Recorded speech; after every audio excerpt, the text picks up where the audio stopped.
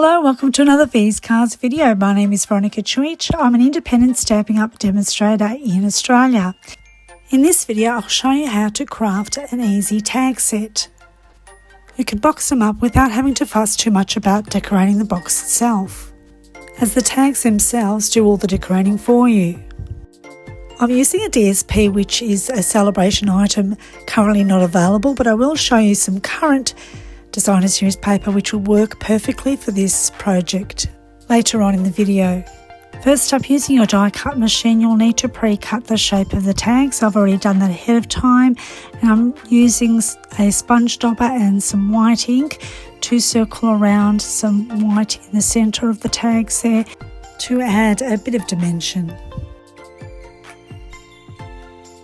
Stampin' Up have several current designer series paper featuring images that you could fussy cut, punch or die cut, and out of one designer series paper pack you'll get quite a few images to make up a variety of cards. So you can mix and match your tags to make up different gift sets. If you're in Australia, you can be a V's Cards VIP and I can send you the full list of products for this project. Just email me at mvcyc@bigpond.com.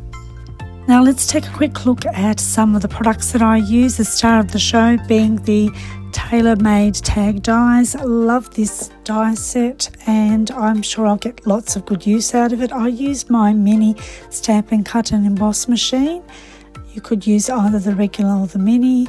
I did use my paper snips to do some fussy cutting, as well as the silicone craft sheet, the liquid glue, sponge dauber, white ink pad, and of course the take your pick tool, as well as the bone folder. Okay, let's get back to the project. When choosing my pattern paper for the lower part of the tag, I wanted to make sure that the paper had small patterns on it, and I actually run that through the die cut machine using the same size tag. This way, when you adhere it to the tag base, it looks perfectly matched. Next up, you will take your image and you'll either fussy cut, punch or die cut the shape out, depending upon what coordinating products go with the designer series paper. Once you have your image cut out, you then adhere it to the tag on top of that base designer series paper. When you are adhering the image, make sure that there is enough room at the top of that tag for you to have a sentiment. I use the Peaceful Deer stamp set and the sentiment Let's Celebrate for this particular tag. I wanted it to be for all seasons, so I did Let's Celebrate rather than Merry Christmas. Also, that sentiment happens to fit really nicely inside that shape tag. As you can see, when I'm fussy cutting, I am moving the paper and my scissors together to meet up so that I'm getting a neat close cut around the image. A basic white cardstock, which is about 1.5 centimetres in width, or just over 1/2 inch. I'm using Calypso Coral ink pad for the stamping of the sentiment from the Peaceful Deer stamp set. I use Calypso Coral because it's a matching colour for the designer series paper, so once you've chosen your designer series paper for this project, you can then use a coordinating colour that would suit. I never throw away the strips of basic white cards because when I do cut out different shapes, I always end up with long strips, and I keep that in a scrap pile, and then I use that a lot for sentiments. I love how the Peaceful Deer stamp set is photopolymer.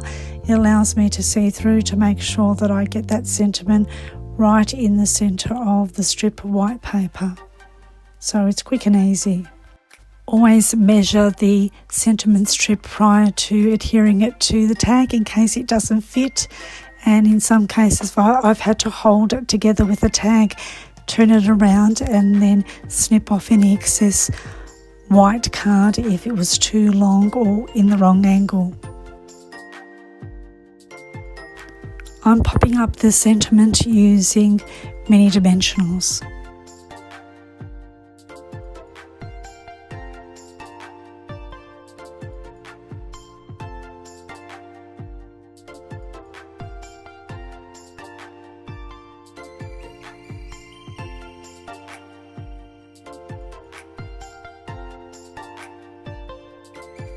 Here's a quick look at some of the bling and ribbon that I used for this tag set.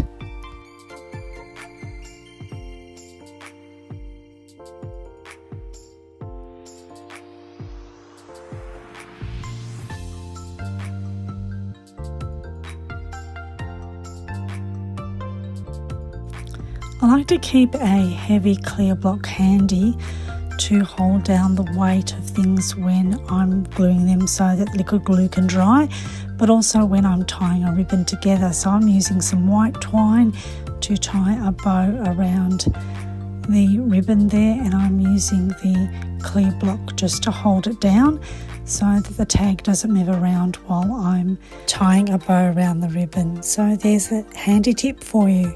And once the twine is tied around the ribbon, then I can snip off the end of the ribbon, so I'm saving a bit of money, I think, in my ribbon. Do you have a particular way that you tie your bow?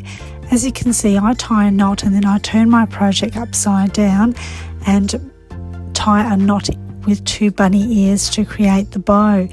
I wonder if there's anyone out there that does the same. Let me know in the comments section below how you like to tie your bows.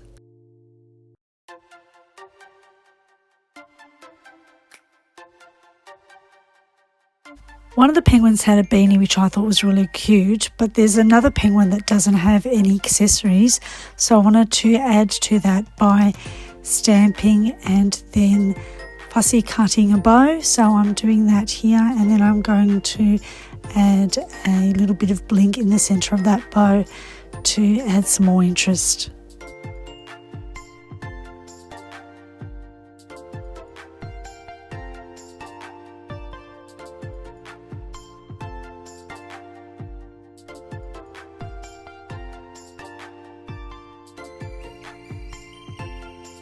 Out of the designer series paper, I was able to find 5 perfectly shaped and sized images to suit this particular project. Next up, I'm going to show you a clever way of packaging 3 of the same type of cards into a beautiful gift box without too much fuss. You'll need to use some scrap card. I'm just using something that I have at home, which is a neutral colour. I'm also using the Stampin' Trimmer as well as the acetate boxes. So what we're going to create is an insert and a divider, and slip that inside the acetate box. Your card should measure 4 3/8 by 8 5/8 inches, and then you'll need to score at 1/2 inch and then measure the tag, which is just under 2 inches. You will then need to score 3 1/2-inch lines for the divider, and then you will carry on doing the same until you come to the end with a 1/2 inch score. So what you're creating is 3 2-inch-ish sized spaces for the gift tags, 2 dividers in the centre, and then a fold out on the left and right. Where you have the 3 score lines together, you'll need to create a mountain fold in the centre and then 2 valley folds on either side. And then burnish your score lines using your bone folder. I'll show you a side view of how it should look like.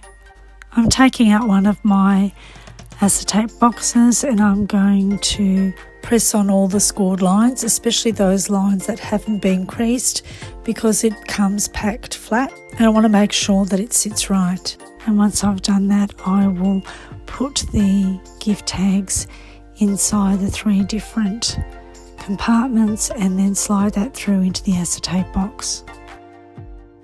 The dimensions and the package size is perfect for 3 of each tag in the different compartments, so 9 up altogether. I did add a ribbon to the box, but I thought it was too busy. The tags themselves are quite decorative and the box needs nothing else. Before finishing up, I will show you some examples of using other designer series paper to craft different types of tags, and you'll also see another boxed mini tag. Well, I sure hope I inspired you. Please take a moment to comment, like and share, And you're most welcome to subscribe to my channel. Click on the bell icon to receive notifications of future videos. Thanks so much for watching and happy crafting.